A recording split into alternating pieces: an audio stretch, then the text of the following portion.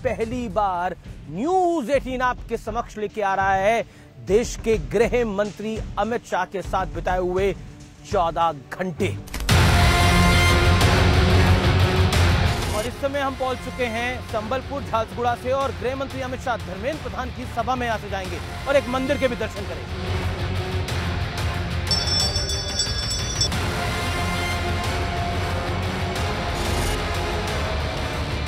क्या तेलुगु स्टेट से और ओडिशा से भी एक बड़ा सरप्राइज आएगा अमित? आंध्र प्रदेश में हमारी एनडीए की सरकार बनने जा रही है। उड़ीसा में भी हम पूर्ण बहुमत के साथ सरकार बनाएंगे, इसमें कोई किंतु परंतु नहीं है। क्या आपको लगता है संदेश खली एक बड़ा टर्निंग पॉइंट रहा बंगाल के इलेक्शन का? एक महिला मुख्यमंत्री के नाक के नीचे सालों तक धर्म के आधार पर महिलाओं का शोषण होता रहा, इससे ज्यादा शर्मनाक बात कोई हो ही नहीं सकती।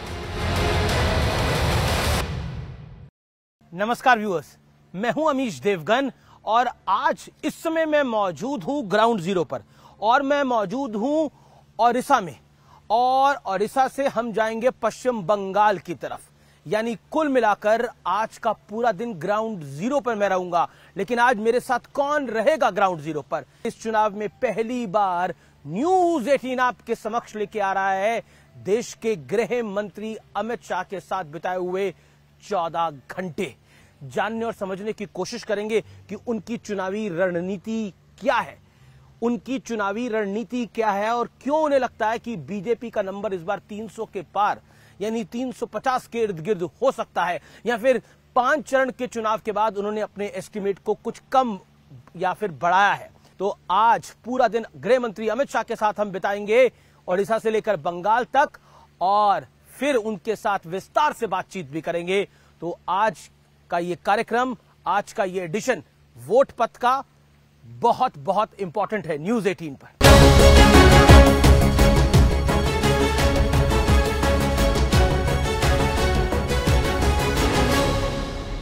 जैसा आप जानते हैं कि आज का हम पूरा दिन यानी 14 घंटे बिता रहे हैं पहली बार गृह मंत्री अमित शाह के साथ वोट पथ पर।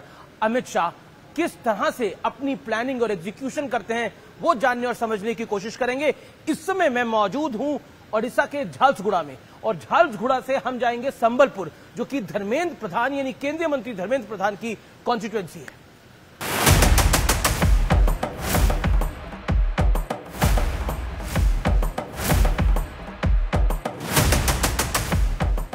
आज हम पूरा दिन बिता रहे हैं गृह मंत्री अमित शाह के साथ हम वोट पथ में और अब हम झारसुगुड़ा से चलेंगे संबलपुर की तरफ।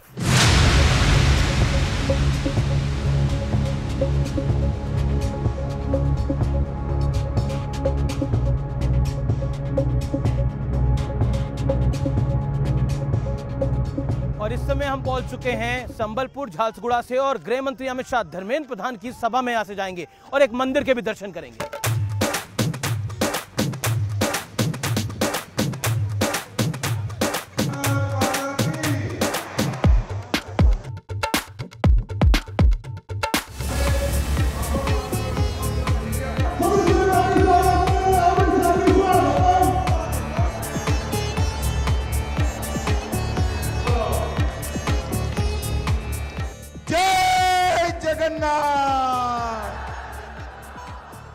देश भर के मतदाताओं के लिए सिर्फ 400 पार का लक्ष्य है।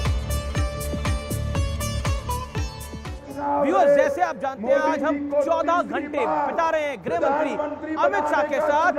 हम पहुंच गए संबलपुर, क्योंकि केंद्रीय मंत्री धर्मेंद्र प्रधान की कॉन्स्टिट्यूएंसी है और गृह मंत्री अमित शाह ने अपने भाषण की शुरुआत प्रभु जगन्नाथ को प्रणाम करके और साथ ही साथ जय श्री राम के नारे के साथ करी है। गृह मंत्री अमित शाह यहाँ पर कह रहे हैं कि 5 चरण में नरेंद्र मोदी 310 पार कर चुके हैं। अयोध्या में राम मंदिर बनना चाहिए था या नहीं बनना चाहिए? भाजपा सरकार बनाओगे? जय श्री राम, जय जय श्री राम।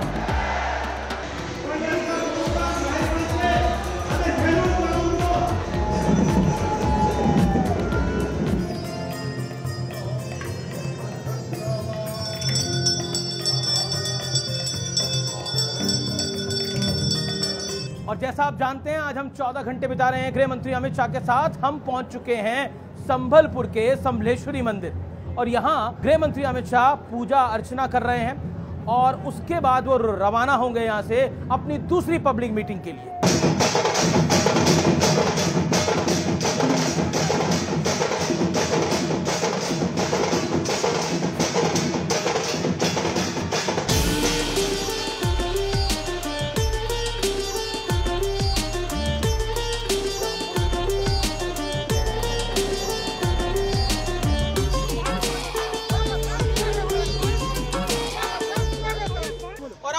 हम पहुंच चुके हैं क्योजर में, जहां पर अमित शाह एक और जनसभा को संबोधित करेंगे। आज हम 14 घंटे यानी पूरा दिन बिता रहे हैं गृह मंत्री अमित शाह के साथ।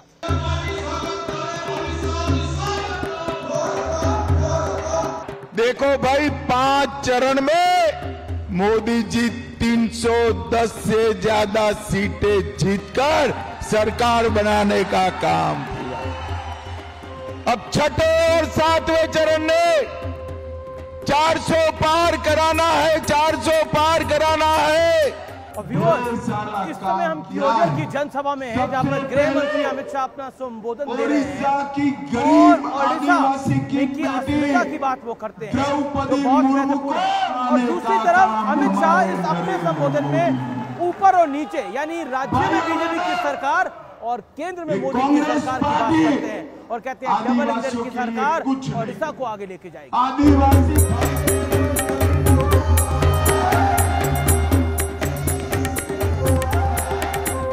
तो आज हमने दौरा किया क्योजर का गृह मंत्री अमित शाह के साथ। अमित शाह ने यहाँ पे एक जनसभा को संबोधित किया और अब चलते हैं उनके अगले पड़ाव।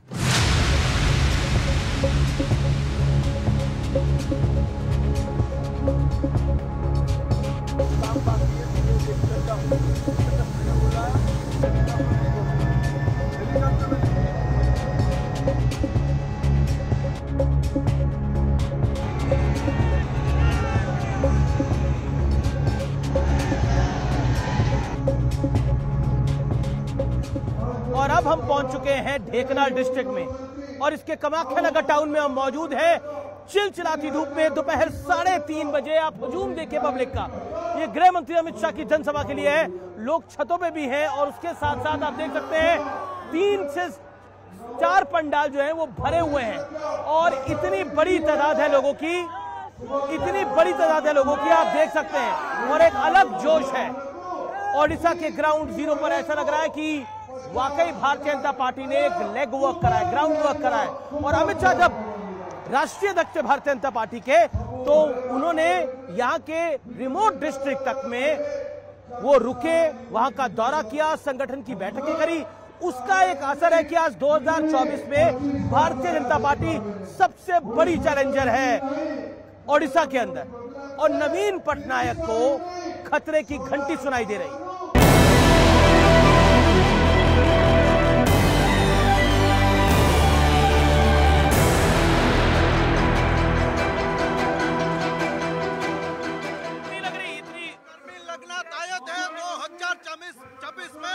हम भाजपा का सरकार ओडिशा में करेंगे और वो तमिल को यहाँ से निकाल कर फेंक देंगे और लहराएंगे।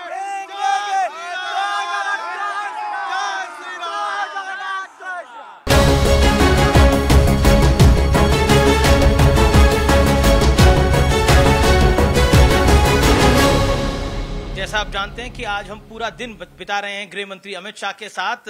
अमित शाह जी, आपका अभिनंदन है न्यूज़ 18 पर। प्रचंड गर्मी है और आप 150 से ज्यादा रैली और रोड शो कर चुके हैं। माहौल क्या दिख रहा है देश का? देखिए, पूरे देश का माहौल मैं 5 चरण में और उसके 2 महीने पहले से लगातार घूम रहा हूं। पूरे देश ने एक मन बना लिया है कि इस देश का सुकान, इस देश का पूरा सरकार चलाने का जिम्मा फिर से एक बार, तीसरी बार नरेंद्र मोदी जी के हाथ में देना है, फिर से प्रधानमंत्री बनाना है। लेकिन क्या इस बारी भारतीय जनता पार्टी को मेहनत ज्यादा करनी पड़ रही है? आपकी रैलियां भी ज्यादा हैं, प्रधानमंत्री की कार्यक्रम भी ज्यादा हैं, आपके रोड शो भी ज्यादा हैं, प्रधानमंत्री के भी ज्यादा हैं। इसके पीछे कारण? ज्यादा नहीं है, हर बार जितने ही है। और आपको जो दिख रहा है उसका एक अलग कारण है। हम इस बार बंगाल, उड़ीसा, तेलंगाना, आंध्र प्रदेश, तमिलनाडु और केरल जो भारतीय जनता पार्टी के लिए विजय की दृष्टि से थोड़े अनछुए क्षेत्र थे, वहां पर इस बार हमें सफलता मिल रही। तो स्वाभाविक रूप से जब क्षेत्र बड़ा होता है तो रीच भी बढ़ानी पड़ती है। तो मुझे तो बहुत अच्छा लग रहा है कि एक क्षेत्र है जो मैं अध्यक्ष था तब हम लोगों ने सब शुरुआत करा था संगठन बनाने का। मोदी जी की लोकप्रियता का प्रभाव ही है कि आज वहां पर कमल खिल रहा है। मैं यहाँ के कार्यकर्ताओं से बात कर रहा था, वो कह रहे थे कि आप यहाँ पर बाय रोड ट्रैवल करते थे इस इलाके के अंदर, और 10 साल में अब आप नवीन बाबू को चैलेंज कर रहे हैं। देखिए, मैंने 14 से 19 में उड़ीसा के 15 जिले बाय रोड और होटल में रहे बगैर कार्यकर्ताओं के साथ बिताए। मैं कई बार आया हूँ एक मजबूत नींव के आधार पर, और मोदी जी की जो लोकप्रियता है वो लोकप्रियता को एनकैश कर पाए इस प्रकार का संगठन बाद में नड्डा जी ने टेक ओवर किया जी। तो इस प्रकार का संगठन जो बना है वो मुझे तो बड़ा आनंद है कि आज मोदी जी पर जो उड़िया जनता का भरोसा है, तेलुगु जनता का जो भरोसा है, वो देखकर मन में बहुत बहुत आनंद होता है। क्या आपको लगता है, क्योंकि आपने तेलुगु जनता की बात करी, तेलुगु स्टेट्स ओडिशा, क्या आपको लगता है इस बारी भारतीय जनता पार्टी यहाँ एक बड़ा सरप्राइज देने वाली है? प्रधानमंत्री ने मेरे साक्षात्कार में भी बोला एक बड़ा सरप्राइज आएगा दक्षिण भारत से। क्या तेलुगु स्टेट से और ओडिशा से भी एक बड़ा सरप्राइज आएगा अमित जी? कोई सरप्राइज नहीं है, अब सर्वविदित है, मतदान हो चुका है तेलुगु स्टेट्स में। आंध्र प्रदेश में हमारी एनडीए की सरकार बनने जा रही है। उड़ीसा में भी हम पूर्ण बहुमत के साथ सरकार बनाएंगे, इसमें कोई किंतु परंतु नहीं है। और 17 सीटें लोकसभा की भारतीय जनता पार्टी जीत रही है जी। पहले कुछ चरणों में मतदान कम हुआ, 5 चरण अब लगभग समाप्त हो गए हैं, मतदान थोड़ा कम दिख रहा है। क्या उसका इम्पैक्ट पड़ेगा, क्योंकि एक नैरेटिव बिल्डिंग हुई, उसका नुकसान भारतीय जनता पार्टी को पहुंच रहा है, ऐसा विपक्ष कह रहा है? नुकसान वगैरह तो कोई नहीं पहुंचता है। शुरुआत में मैं भी चिंतित था जी, जब इसको दूर से देखते थे। जब मेरा चुनाव पैक हुआ जी, मेरे खुद की कॉन्स्टिट्यूएंसी का, तब मालूम पड़ा कि कांग्रेस का वोटर निकल ही नहीं रहा है। लो मतदान का अगर कोई एक कारण है तो इंडी अलायंस के समर्थक में घोर निराशा है। वो मानकर चल रहे हैं मोदी जी प्रधानमंत्री बनने जा रहे हैं, हमें नहीं देना है। तो भारतीय जनता पार्टी की सीटें भी बढ़ेगी और मार्जिन भी बड़े होंगे। आप देखना, हम 400 पार करने जा रहे हैं जी। चुनाव से पहले बीजेपी और बीजेडी के अलायंस की बात थी, वो अलायंस नहीं हुआ, और बीजेडी ने केंद्र की सरकार में भारतीय जनता पार्टी का कई मुद्दों पर साथ दिया। लेकिन अब तो आप नवीन बाबू को बाय बाय करने की, यानी मुख्यमंत्री के तौर पे हटाने की बात कर रहे हैं। देखिए, हमारा और बीजू जनता दल का कभी भी अलायंस नहीं रहा। अलायंस कुछ पत्रकारों ने बना दिया और कुछ नवीन बाबू के कैंप से अफवाहें फैलती थी।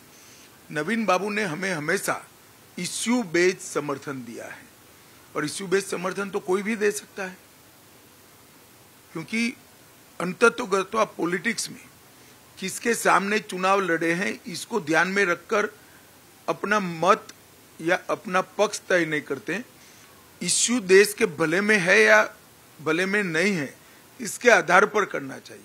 और मैं मानता हूं कि ओडिशा विकास की रेस में काफी पिछड़ चुका है। यहाँ पर एक प्रकार की स्टैग्नेंसी आई हुई है, बाबूशाही चल रही है, अफसर राज कर रहे हैं, और ओडिया जनता ओडिया प्राइड के लिए एकजुट और लामबंद होकर खड़ी है। जी, मेरा अगला सवाल है कि प्रधानमंत्री नरेंद्र मोदी हो, आप जगन्नाथ मंदिर की चाबियों की बात करते हैं, खासतौर पर जो रत्न भंडार है उसकी बात करते हैं। क्या आपको लगता है कि वो विषय ओडिशा की जनता में, और क्योंकि इस विषय का इम्पैक्ट जो है वो पूरी देश की जनता पर भी है, क्या कहना चाह रहे हैं आप लोग? मैं यही कहना चाहता हूं, सिर्फ उड़ीसा नहीं, उड़ीसा में तो इसका सबसे ज्यादा असर है ही है, दिखाई भी पड़ता है। मगर जगन्नाथ महाप्रभु का भक्त पूरे देश भर में, दुनिया भर में फैला हुआ है, और सालों से, हजारों सालों से, न जाने कितने सालों से ये मंदिर सबके मन में श्रद्धा का केंद्र रहा है। इसके रत्न भंडार की चाबियां गुम होना, डुप्लीकेट चाबियां बनना, और जांच आयोग बैठने के बाद जांच आयोग की रिपोर्ट को सार्वजनिक न करना, ढेर सारे सवाल जनता के मन में खड़े हुए हैं। हमने हमारे घोषणा पत्र में कहा है कि हमारी सरकार बनने के एक ही महीने में हम ये जांच रिपोर्ट को सार्वजनिक करेंगे और रिजर्व बैंक ऑफ इंडिया से इसका वैल्यूएशन कराकर सार्वजनिक करेंगे। जी क्या आपको लगता है जो नवीन पटनायक भगवान जगन्नाथ के मुद्दे पर अब आपको घेर रहे हैं आपके एक नेता के बयान पर, उसको आप किस तरह से देखते हैं? देखिए, आप थोड़ा दबदबा कर पूछ रहे हैं। संदीप पात्रा जी का बयान ये जुबान फिसलने का क्लासिक केस है। इन्होंने 25 जगह बाइट दिया, सब जगह कहा कि नरेंद्र मोदी जी प्रभु जगन्नाथ के अनन्य भक्त हैं। एक जगह जुबान फिसल गई। फिर भी सुबह मेरी संदीप पात्रा से बात हुई, फोन पर वो रो रहे थे, बड़ा पछतावा था। इन्होंने कहा कि साहब मैं 3 दिन तक उपवास करने वाला हूं और 3 दिन के बाद प्रभु जगन्नाथ का क्षमा मांगूंगा, मुझसे बड़ी गलती हो गई है।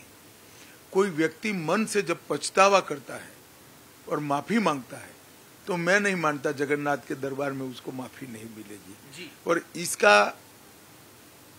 एक गलती का परिमार्जन केवल और केवल जगन्नाथ ही कर सकते हैं, नवीन बाबू की पार्टी नहीं कर सकती। जी राहुल गांधी ने खटाखट गरीबी हटाने की बात कही थी, इसको आप किस तरह से देखते हैं?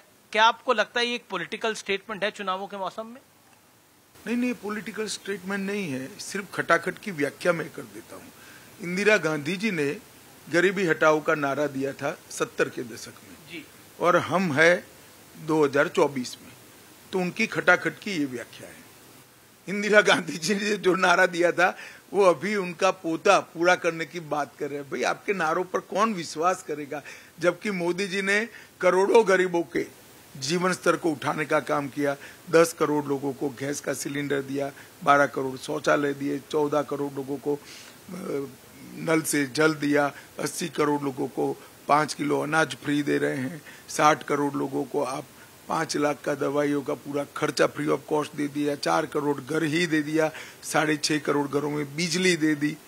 ये खटाखट होता है।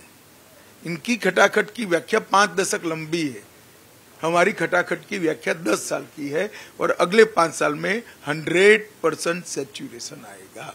जी तो गृह मंत्री अमित शाह के साथ आज हम पूरा दिन बिता रहे हैं, समझने की कोशिश कर रहे हैं कि उनके माइंड में कौन सा नंबर चल रहा है, वो भी हम आपको आगे बताएंगे।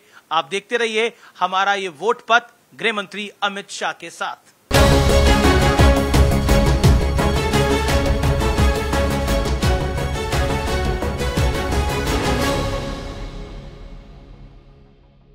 और अब हम पहुंच चुके हैं कोलकाता भुवनेश्वर से। आज का हम पूरा दिन बिता रहे हैं केंद्रीय गृह मंत्री अमित शाह के साथ। 14 घंटे अमित शाह के साथ जानने और समझने की कोशिश कर रहे हैं कि ये चुनाव किस ओर जा रहा है। वोट पथ में आज हमने लगभग 14 से 15 घंटे बिताए केंद्रीय गृह मंत्री अमित शाह के साथ। उनके साथ हम करीब ओडिशा की 4 रैलियों में गए और फिर अब हम कोलकाता में हैं और रात के लगभग 11 बज रहे हैं जब हम ये संवाद कर रहे हैं।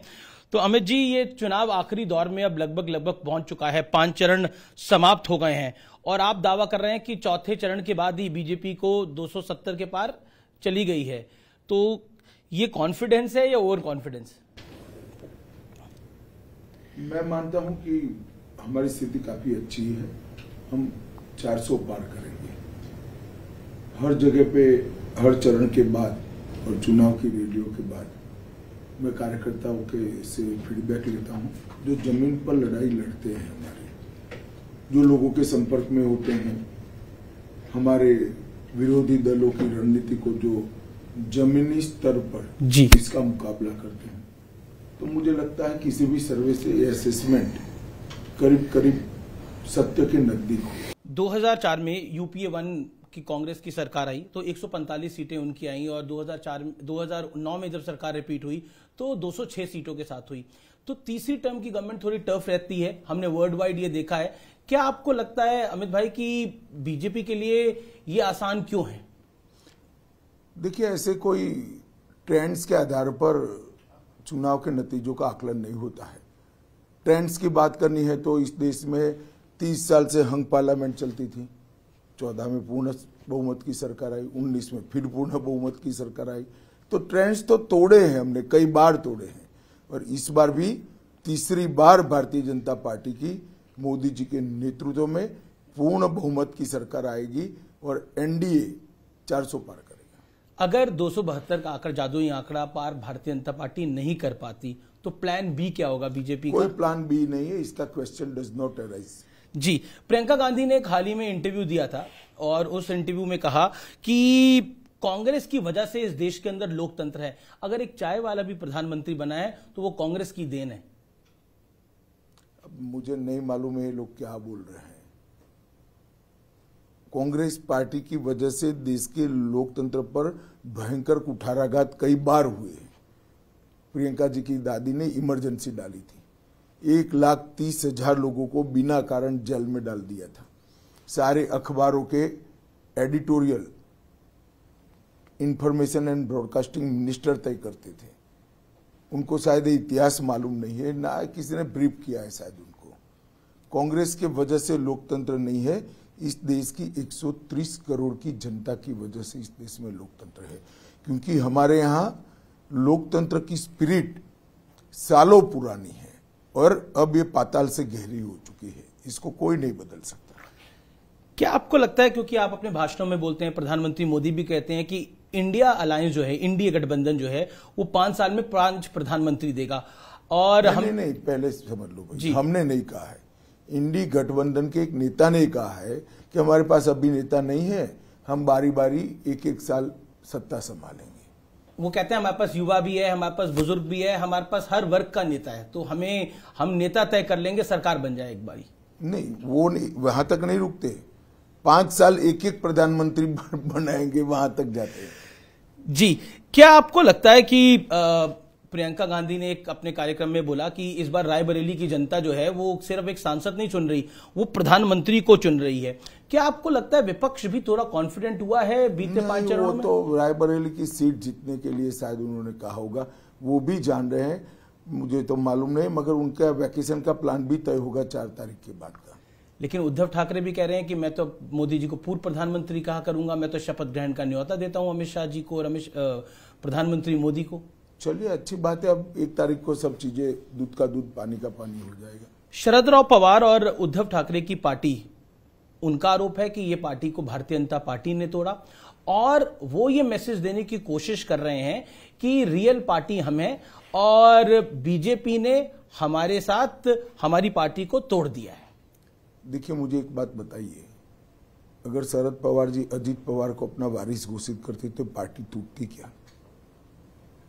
और उद्धव जी अपने बेटे की जगह एकनाथ शिंदे को आगे करते तो पार्टी टूटती क्या? इनकी पार्टियां अपने पुत्र पुत्री मोह के कारण टूटी हैं और वो कहीं और जाकर कारण ढूंढ रहे हैं, तो उनको कभी सफलता नहीं मिलेगी। लेकिन क्या आपको लगता है कि वो एक नीचे की तरफ एक सिंपैथी का मैसेज देने में कामयाब रहे? देखिए, सिंपैथी उनके लिए रहती है जिनके साथ अन्याय हो। उद्धव जी ने तो अपने सिद्धांत, अपना गठबंधन जी तोड़कर हमें डीच करने का काम किया था। मैं नहीं समझता इनको किस प्रकार की सिंपैथी की अपेक्षा है। आपके पास महाराष्ट्र के भी ट्रेंड्स आए होंगे, क्या कहना चाहते हैं आप महाराष्ट्र में? देखिए, महाराष्ट्र में कमोबेश हम हमारी स्थिति को बनाकर रखेंगे, इसमें कोई बड़ा उलटफेर नहीं होगा। आपकी टैली इंप्रूव हो सकती है महाराष्ट्र में?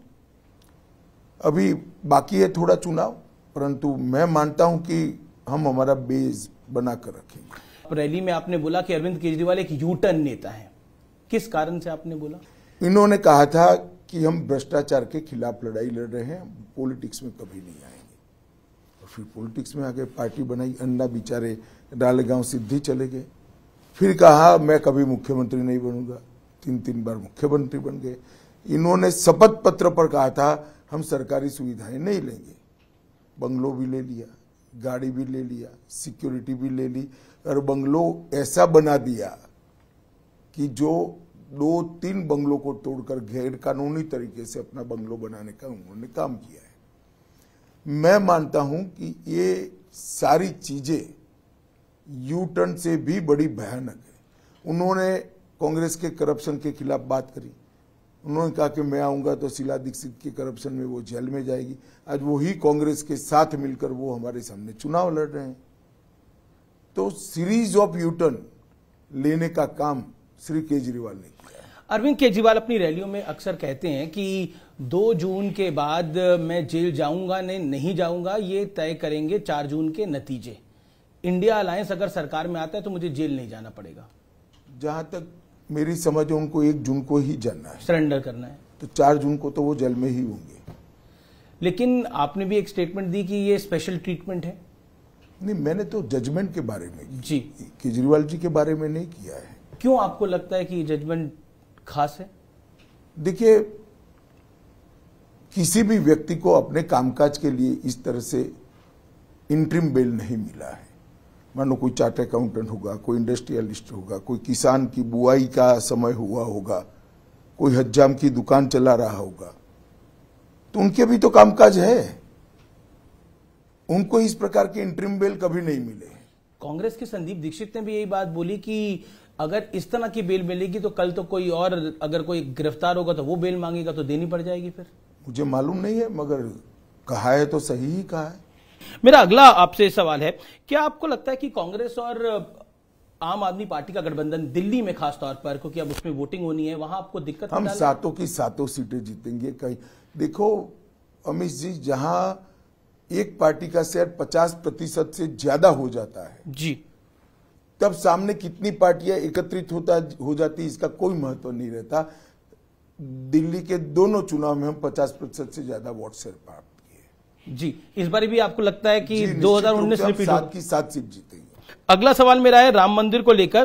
क्या आपको लगता है कि आप बार बार राम मंदिर का जिक्र लेकर आते हैं, प्रधानमंत्री राम मंदिर का जिक्र लेकर आते हैं, आपके कार्यकर्ता नेता राम मंदिर के नारे लगाते हैं, ऑपोजिशन का मानना है कि बीजेपी राम मंदिर को भी पॉलिटिसाइज कर रही है और कैश करना चाहती है 2024 के लोकसभा चुनाव में?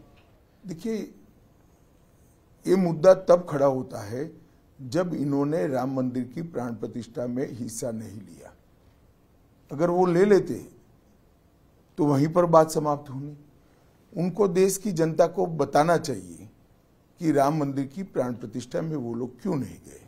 ये एपीसमेंट की पॉलिटिक्स करने के लिए नहीं गए। इसलिए बार बार ये मुद्दा चुनाव में मुद्दा बन जाता है। जी, आप अपनी रैलियों में अक्सर बात करते हैं और कहते हैं, आरोप लगाते हैं कि विपक्ष जो है वो इस देश को शरिया के हिसाब से चलाना चाहता है। ये हमारी बात नहीं है, उन्होंने ही कहा है, अपने घोषणा पत्र में कहा है कि हम पर्सनल लॉज को इंट्रोड्यूस करेंगे। तो पर्सनल लॉ कौन सा है भाई? एक ही है, मुस्लिम पर्सनल लॉ। लेकिन कांग्रेस से मैंने सवाल पूछा, उन्होंने बोला मिस रिप्रेजेंट कर रही है भारतीय जनता पार्टी हमारे घोषणा पत्र। तो वो पर्सनल लॉज के क्या कहना चाहते हैं उसकी स्पष्टता करे देश की जनता के सामने कि हम मुस्लिम पर्सनल लॉ की बात नहीं कर रहे हैं। उनको कर देनी चाहिए स्पष्टता। लेकिन फिर आप भी तो अपना वोट बैंक साध रहे हैं इससे। नहीं, वोट बैंक कहां से सधेगा हमारा? मुस्लिम वोट बैंक वो साधने का प्रयास करें हम तो। आप दूसरा, मेरा सवाल है, ऐसा नहीं है भाई। उनके घोषणा पत्र में जो चीज है इसको हम जनता के सामने रख रहे हैं। बंगाल में ममता दीदी के गढ़ को इस बार आप बहुत बड़े तरीके से चैलेंज कर रहे हैं। कई ओपिनियन पोल्स ने तो बताया कि बीजेपी का नंबर पिछली बारी से बढ़ सकता है। लेकिन क्या आपको लगता है संदेश खली एक बड़ा टर्निंग पॉइंट रहा बंगाल के इलेक्शन का? संदेश खाली चुनावी मुद्दा नहीं है जी। एक महिला मुख्यमंत्री के नाक के नीचे सालों तक धर्म के आधार पर महिलाओं का शोषण होता रहे और महिला मुख्यमंत्री इसलिए कुछ न करे कि शोषण करने वाले इनके कार्यकर्ता हैं, इनकी वोट बैंक का हिस्सा है। इससे ज्यादा शर्मनाक बात कोई हो ही नहीं सकती। ये इलेक्शन का मुद्दा नहीं है, ये देश की सुचिता का मुद्दा है। शासन किस तरह से चलना चाहिए? आपकी वोट बैंक को एड्रेस करने के लिए महिलाओं का आप शोषण करने दोगे? हम निश्चित रूप से इस मुद्दे को इलेक्शन के समय में भी और इलेक्शन के बाद भी बंगाल की जनता के बीच में ले जाएंगे। अक्सर आप बंगाल में अपनी रैलियों में ममता बनर्जी का जो नारा है मां माटी मानुष, उसको आप बदलते हैं और कहते हैं कि अब मुल्ला मदरसा और माफिया की खातिरदारी हो रही है। क्यों? एक बंगाल के युवा ने मुझे भेजा था जी, मेरे पास व्हाट्सएप मैंने सेव कर रखा है जी। तो ये तो जनता की फीलिंग है। क्या आपको लगता है कि सीए के नाम पर, क्योंकि आप देश की गृह मंत्री भी है, सीए के नाम पर इस देश के एक बड़े तबके को, अल्पसंख्यकों को डराया जा रहा है? बंगाल में कहा जा रहा है कि अमित शाह अगर जीत गया, यानी बंगाल में अगर भारतीय जनता पार्टी जीत गई तो सीए लागू होगा और चुन चुन के निकाला जाएगा। सीए वैसे भी लागू होगा और सीए किसी को निकालने का कानून है ही नहीं। सीए भारत सरकार का कानून है, देश की संसद ने पारित किया है और पूरे देश में वो अप्लाई हो रहा है। आज हम आपके साथ ओडिशा में थे, आपकी कई जनसभाएं हुई, भारी भरी धूप में भी काफी जनता जनार्दन थी वहां पर। एक मुद्दा जो कि भारतीय जनता पार्टी वहां पर उठा रही है वो है कि ओडिशा में ऑफिसर वर्सेस पॉलिटिशियन को मुद्दा बना रही है। क्या आपको ऑफिसर से समस्या है? मुझे कोई समस्या नहीं है। ओडिया जनता के अंदर ये समस्या है जी कि उड़ीसा पर तमिलनाडु से आए हुए ऑफिसर कैसे शासन कर सकते हैं, एज अ अफसर नहीं, as a politician, as a मुख्यमंत्री। और वहां पर जनता में उड़िया प्राइड का मुद्दा बना हुआ है। अब उड़ीसा की जनता ने तय करना है। हम तो जनता की आवाज को रिप्रेजेंट कर रहे हैं। और उड़ीसा में को लेकर आप कितने कॉन्फिडेंट हैं? विधानसभा इलेक्शन भी है, उधर लोकसभा इलेक्शन भी है, सीटों का नंबर?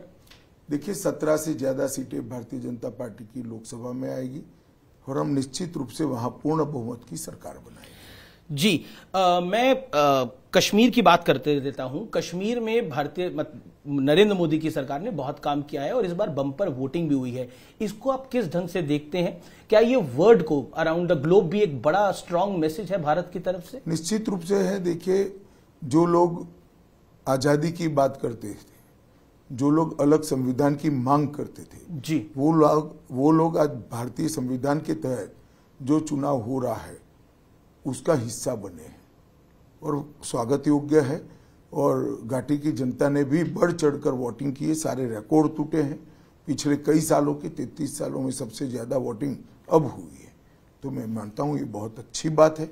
कश्मीर के लिए भी अच्छी है, देश के लिए भी अच्छी। जी बार बार आप एक मुद्दा उठाते हैं अपनी रैली में, पीओके का। पीओके को आप कहते हैं ये भारत का हिस्सा है। क्या आप इसको पॉलिटिकल इशू बनाना चाहते हैं? 2024 के चुनाव का बना दिया है आपने? अरे पॉलिटिकल इश्यू नहीं है। आप क्या मानते हो पीओके भारत का हिस्सा नहीं है? भारत का ही है। वही भारत की संसद का प्रस्ताव है कि पाक ऑक्यूपाई कश्मीर भारत का हिस्सा है। इसमें पॉलिटिकल क्या है? कुछ पॉलिटिकल नहीं है। ये हमारा देश का स्टैंड है। आप भी तो कह रहे हो पीओके भारत का हिस्सा है क्योंकि, तो वही तो मैं कह रहा हूं।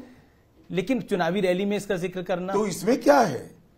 सत्य चुनावी रैली में नहीं बोला जाता क्या? असत्य ही बोला जाता है। कांग्रेस कहती है कि देखिए फिर पाकिस्तान की बात बीच में ले आते हैं। पाकिस्तान की बात नहीं है, पाक ऑक्यूपाई कश्मीर की बात है। कश्मीर की बात है। हरियाणा को लेकर आपकी रीडिंग क्या है? क्या आपको लगता है वहां पर कोई जाटों का बड़ा विषय है? हरियाणा में हमारी पोजीशन है वो संभाल कर रखेंगे। इसमें मैं कोई बड़ा डिटोरिएशन नहीं देख रहा। जी मेरे आखिरी दो सवाल हैं। धारा 370 हटाना एक ऐतिहासिक फैसला था।